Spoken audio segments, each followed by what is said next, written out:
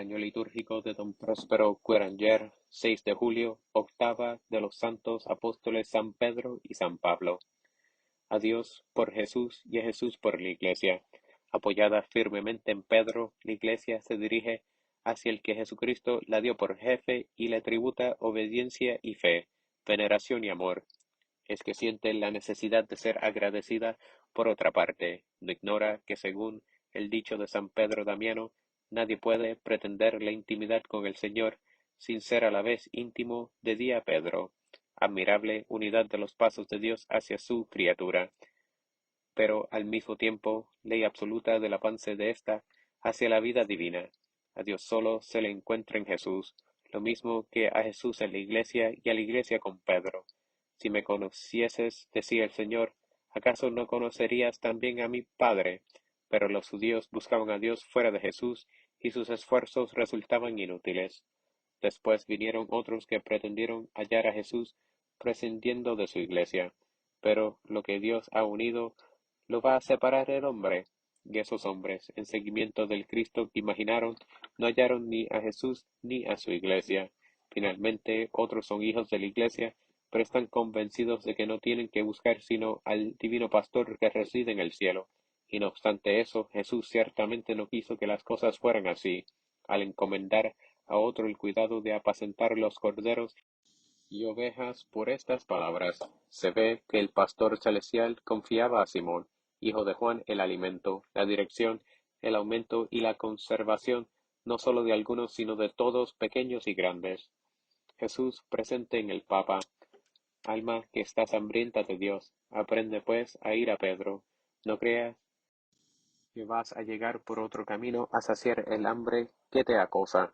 Formada en la escuela de la Sagrada Liturgia, ciertamente no eres de las que se desentienden de la humanidad en el Hijo de María, para llegar más pronto, dicen, y de un modo más seguro al Verbo, pero tampoco pretendes solallar al vicario de Dios. No menos está Jesús deseoso que tú del encuentro. Ten pues por seguro que lo que pone en el camino entre ti y él no es dilación, sino ayuda. Como en la Sagrada Eucaristía, las sagradas especies tienen la finalidad de indicarte dónde te espera al que tú no sabrías buscar por ti mismo en la tierra. De igual manera, el misterio de Pedro no tiene otro objeto que el señalarte de un modo cierto dónde está para ti, con su autoridad y con su infalible dirección, el que reside para ti en el divino sacramento en su propia sustancia. Los dos misterios se completan, van a la par y cesarán a la vez, cuando nuestros ojos puedan contemplar directamente a Jesús, pero desde este mundo la Iglesia ve en ello no tanto un intermediario o un velo, como el signo mil veces precioso del esposo invisible. Por eso no te debe asombrar que los honores que a Pedro tributa rivalicen con los que prodige a la hostia. En esas genuflexiones tan repetidas por ambas partes, la Iglesia en efecto reverencia y adora lo mismo no ciertamente al hombre que se ve sentado en el trono apostólico, ni tampoco a las especies que los sentidos perciben en el altar, sino en una y otra parte al mismo Jesús, que guarda silencio en el sacramento y que habla y manda en su vicario, el Papa, cabeza de la Iglesia. Por lo demás, la Iglesia sabe que sólo Pedro puede poner en sus manos la hostia, el bautismo que nos hace hijos de Dios y todos los sacramentos que multiplican en nosotros las energías divinas son un tesoro del cual sólo Él puede disponer legítimamente, por sí o por otros. Su palabra es la que, en todo el mundo y en todos los grados de la enseñanza autorizada, hacen nacer en el fondo de las almas la fe, principio de la salvación, y la desarrolla en ellos. Desde estos modestos principios hasta las cimas más luminosas de la santidad, y como, por estar en las alturas, la vida de los consejos evangélicos es el jardín que de un modo más particular se reserva el esposo. Pedro también se reserva el gobierno y protección más especial de las familias religiosas, deseando poder siempre ofrecer directamente él mismo a Jesús las flores más bellas de esta santidad, de la que es el principio y sostén su alto ministerio. Y santificada de esa manera, la Iglesia sigue dirigiéndose a Pedro para aprender de él el modo de ir al esposo, en sus homenajes y en su culto. Les repite, como los discípulos antiguamente al Salvador. Enséñanos a orar y Pedro, inspirándose en lo que sabe de la liturgia del cielo, determina para este mundo los ritos sagrados y dicta a la esposa el tema de sus cantos. Y finalmente, ¿quién, sino Pedro, es el que a su santidad añade los caracteres de unidad, de catolicidad, de apostolicidad, que para ella son ante el mundo el título irrefragable de sus derechos al trono y el amor del Hijo de Dios?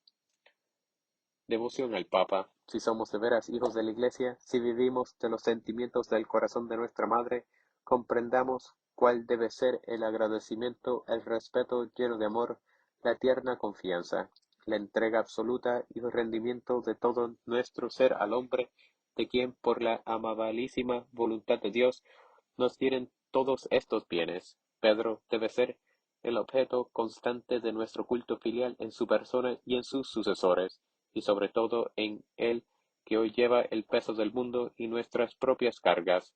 Nuestros deben ser sus sufrimientos, sus glorias, sus intenciones. No olvidemos que aquel de quien es representante visible, el romano pontífice, quiso que todos sus miembros tuviesen parte de un modo invisible en el gobierno de su Iglesia.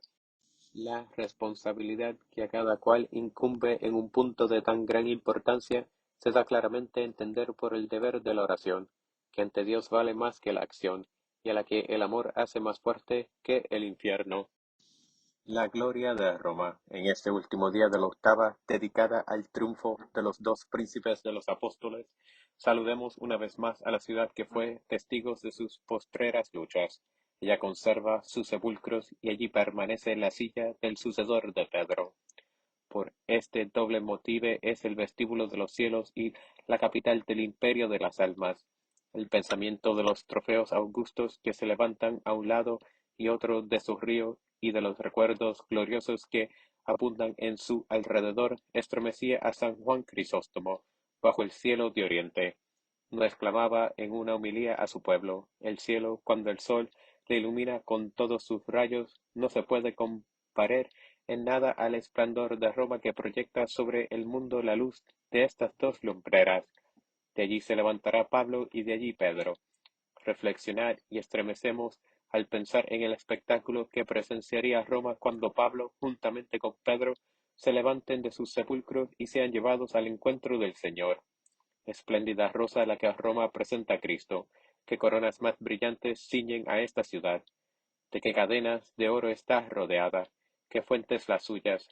Admiró a esta famosa ciudad no por el oro que en ella abunda, ni por sus portifeos faustuosos, sino porque conserva en su recinto estas dos columnas de la iglesia. Y el ilustre predicador expresaba en términos encendidos el deseo que tuvo de visitar los famosos sepulcros, tesoro del mundo y muro seguro de la ciudad reina.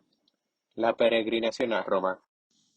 Hoy día, de todas las diócesis del mundo, tienen que acudir los obispos, a intervalos que señala el derecho, a visitar las basílicas que se construyeron sobre los restos preciosos de los dos grandes apóstoles.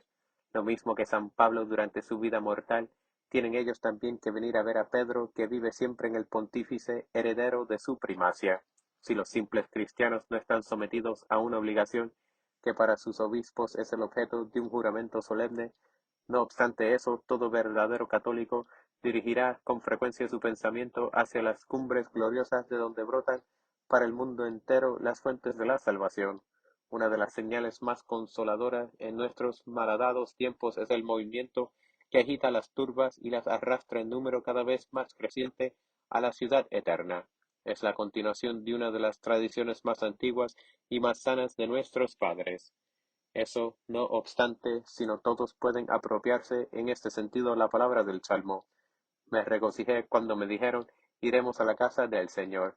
Sepan todos al menos tan bien o mejor que el judío repetir estos acentos del verdadero patriotismo de las almas.